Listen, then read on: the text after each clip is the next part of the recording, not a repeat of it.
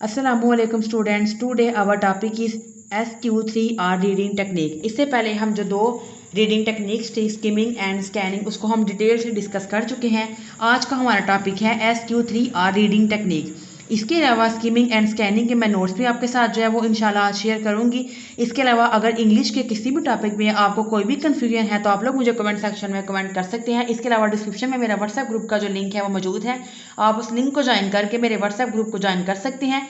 इसमें उस ग्रुप में आपको अगर किसी भी टॉपिक के हवाले से किसी भी सब्जेक्ट में, चाहे वो इंग्लिश है, जोलॉजी है, बॉटनी है, कंप्यूटर है, आपको किसी भी सब्जेक्ट में कोई भी कन्फ्यूजन हो तो आप वहाँ मैसेज कर सकते हैं। साथ आपके साथ उसके नोट्स शेयर करूंगी ताकि इजीली आप उसको याद कर सकें। टेक्निक अब देखें SQ3R रीडिंग टेक्निक जो है ये पेपर में जो कम्युनिकेशन स्किल का पेपर है इसमें ये कितनी दफ़ा जो है ये आ चुकी है।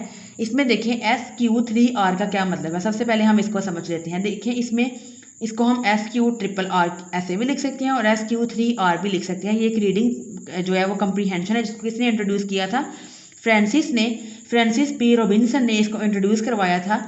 एक अमेरिकन एजुकेशन फिलासफर था, उसने एक अपनी बुक लिखी थी इफेक्टिव स्टडी 1945 में। उसने अपनी बुक में SQ3R टेक्निक को इंट्रोड्यूस कराया था।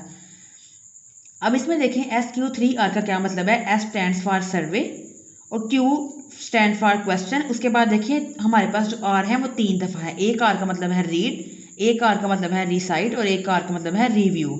तो इसमें हमारे पास क्या आएगा, survey, question, read, recite and review. George Bernard Shaw said, जो जॉर्ज बर्नर्ड शॉ था उसने क्या कहा था, क्वेश्चंस एग्जामिन सर्च। क्वेश्चंस, इसके बाद एग्जामिन और इसके बाद हमारे पास क्या आता है, search. In order to understand things in the right perspective. अगर हमने किसी भी चीज़ को उसके राइट पर्सपेक्टिव के पॉइंट ऑफ व्यू से अंडरस्टैंड करना है तो ये 3 चीज़ें हमारे लिए बहुत इंपॉर्टेंट है, क्वेश्चन, एग्जामिन एंड सर्च। इसके बाद देखिए अब हम डिस्कस करते हैं कि हम सबसे पहले हम देखते हैं सर्वे क्या है। अब देखिए फॉर एग्जाम्पल अगर आपको कोई भी प्रॉब्लम मिली है, आपने इसको अंडरस्टैंड करना है तो इससे पहले कि आप उसके सोल्यूशन की तरफ जाएं, आप सबसे पहले क्या करेंगे, उस प्रॉब्लम का आप ढूंढेंगे ये प्रॉब्लम किस वजह से हुई है।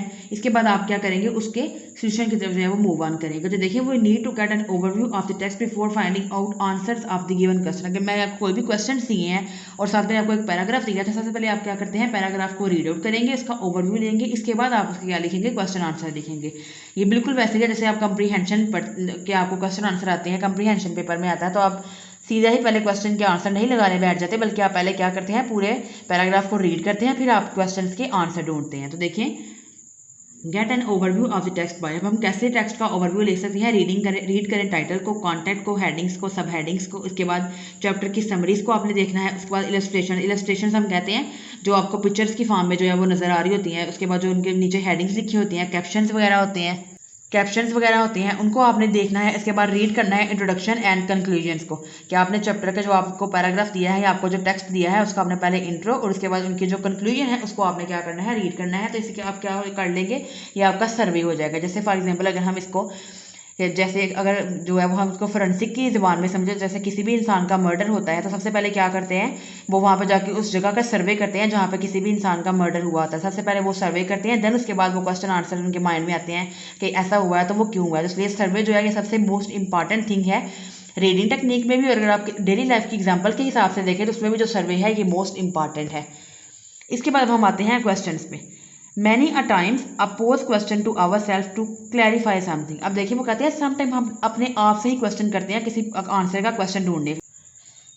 फॉर एग्जाम्पल जब हम अपने पासपोर्ट को देखते हैं तो हम खुद से क्वेश्चन करते हैं कि क्या हमारा जो पासपोर्ट है इसमें हमारा जो नेम है उसके स्पेलिंग करेक्ट है, या इसके अलावा इसमें एक्सपायरी डेट क्या होगी, इसके बाद क्या अगर मैंने री इशू करना हो तो मैं किस तरह अप्लाई करूँगा। इस तरह के क्वेश्चन होते हैं ये जो है इनेबल करते हैं not only to get a clear picture on the given information but also enable us to check the detail. अब देखिए उस टाइम हम अपने आप से क्वेश्चन करते हैं। हो सकता है जैसे फॉर एग्जांपल अगर आप घर से बाहर जा रहे हैं तो आप खुद से क्वेश्चन करेंगे कि मैंने अपनी पॉकेट में मोबाइल रखा है या नहीं रखा।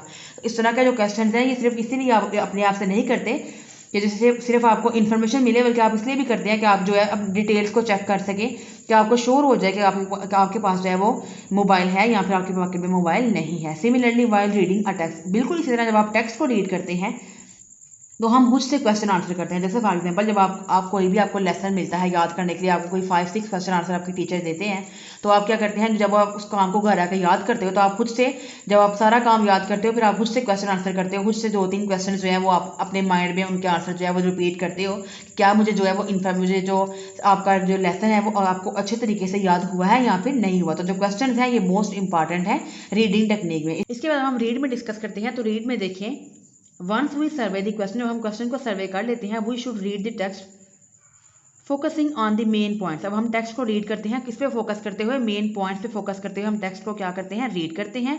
We may have to slow down our reading speed in case of certain dense और कॉम्प्लिकेटेड टेक्स्ट। अब जब हमारे पास कोई कॉम्प्लिकेटेड टेक्स्ट आएगा तो हम क्या करते हैं, अपनी रीडिंग स्पीड को क्या करेंगे, हम स्लो कर लेंगे। When we read fast the simplest text, और जब हम कोई सिंपल टेक्स्ट को रीड करते हैं तो हमारी स्पीड क्या होती है, फास्ट होती है।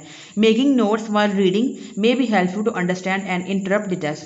उसके अलावा हम क्या करते हैं, अपने नोट्स बना लेते हैं ताकि हम इजीली जो है वो टेक्स्ट को क्या कर सकें, अंडरस्टैंड कर सकें। Read the guidelines given in the section on note making. फिर हम क्या करते हैं, जहाँ हमने नोट्स लिखे बनाए होते हैं वहाँ पे हम क्या करते हैं, साइड में गाइडलाइंस भी लिख लेते हैं। तो ये चीज़ें हमें हेल्प करती हैं टेक्स्ट को अंडरस्टैंड करने में।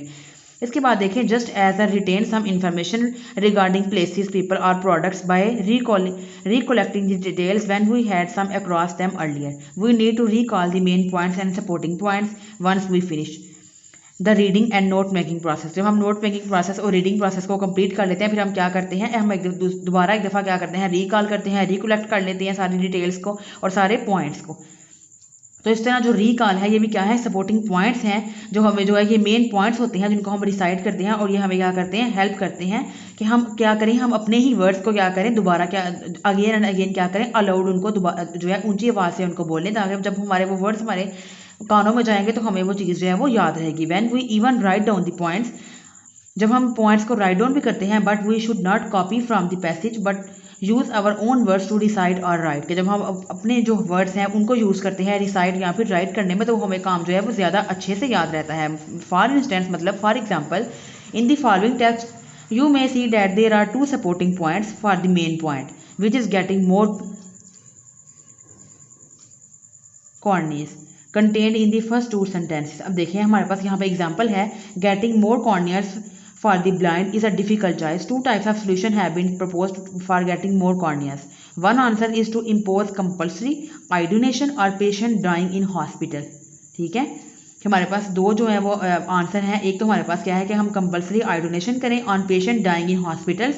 अदर आंसर क्या है, is to educate the message through vigorous campaigns for voluntary post death eye donation. तो इस तरह हमारे पास जो है वो 2 पॉसिबिलिटीज़ हैं। इसके बाद देखें रिव्यू। अब रिव्यू में हम क्या स्टडी करेंगे, आफ्टर कंप्लीटिंग स्टेप्स 1 to 4। अब हमने जब जो है क्वेश्चन भी कर, सर्वे भी कर लिया, क्वेश्चन भी कर लिया, रीड रिसाइट हमारे चारों चीज़ें जो है वो कंप्लीट हो गई, फिर हम क्या करते हैं, मूव ऑन करते हैं लास्ट स्टेज पर, जिसको हम क्या कहते हैं, review. At this stage first we read the test ourselves by covering the key points whether we remember them. फिर हम क्या करते हैं, हम एक दफ़ा दोबारा से देख लेते हैं अपने की पॉइंट्स को। If we are successful in this attempt, अगर हमने देख लिया कि हमारे जो की पॉइंट्स हैं वो सारे जो है उनमें कोई गलती नहीं है, तो हम इस अटैम्प्ट में क्या हो जाते हैं, successful. We can check the correctness by referring the text. फिर हम उसकी करेक्टनेस को चेक करते हैं। अदरवाइज वी कैन रीड और एक्सपेंड आवर नोट्स और discuss with our friends with the main points. फिर अगर हम देखते हैं कि जो अदरवाइज जो है अगर हमारे जो रिव्यू जो मेन पॉइंट्स हैं वो ठीक नहीं, तो फिर हम क्या करते हैं, हम एक दफ़ा अपने फ्रेंड्स से या एक दफ़ा दोबारा अपने नोट्स को क्या करते हैं, एक्सपेंड करेंगे, उनको ज़्यादा डिटेल के साथ लिखेंगे। तो ये हमारे पास कुछ जो है वो पॉइंट्स है SQ3R टेक्निक में। ये मोस्ट इंपॉर्टेंट टेक्निक है। इसमें बुक में बहुत ही इजी वर्डिंग में एक्सप्लेन किया गया है ताकि इजीली आप लोग इसको याद कर सकते हैं। तो आप इस टेक्निक को जो है याद करें। अगर आपको कोई प्रॉब्लम है तो आप लोग मुझे कमेंट सेक्शन में कमेंट कर सकते हैं।